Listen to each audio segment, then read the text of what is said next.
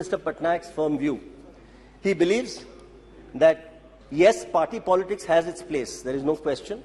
And that's why I said the other day when I was speaking on the Delhi bill, the BJP is our principal opposition party in the state and we fight them tooth and nail when elections are concerned.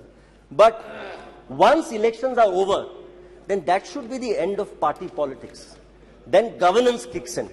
And for governance to kick in, you have to rise above partisan party politics and work in partnership with constructive cooperation in a federal structure.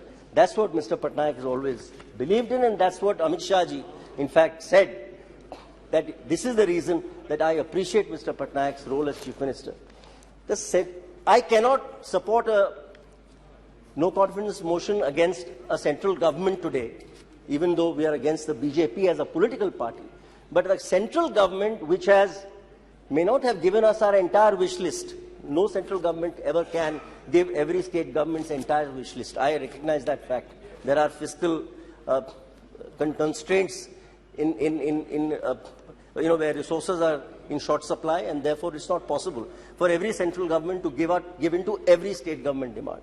But in terms of rise in coal production, in terms of mineral royalty revision, which has long been Odisha's just demand, in terms of the removal of an export tax on iron ore and manganese ore, which was vital for Odisha's fiscal management. In terms of, the other day there was a bill for exploration of offshore minerals, which has long been our demand. In terms of, in my constituency, a Puri International Airport, which has again long been a dream of the people of Puri. Now that is well underway. Yesterday, Mr. Sindhya very kindly said in the House that it is virtually in the last stages of completion of plans, and therefore construction should start very soon.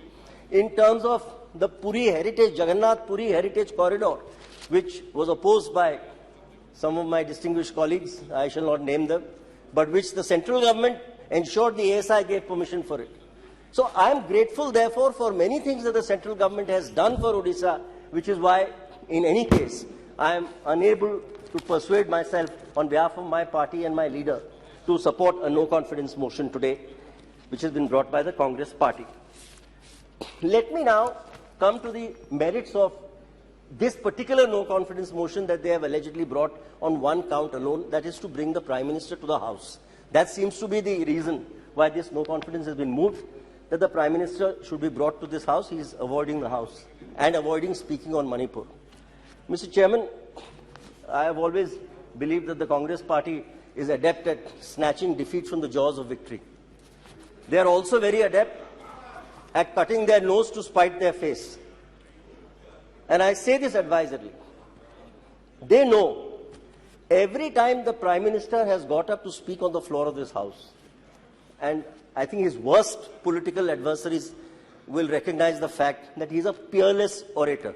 There is no question. I don't think there is an orator today in India who matches him. There's no question. Everybody recognizes that fact.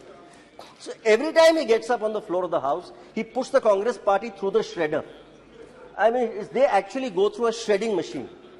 So I cannot understand why they should cut their nose to spite their face, ask him to come to the House and put them through the shredder, as I have no doubt he will when he replies on Thursday. So this defies common sense, it defies logic, it defies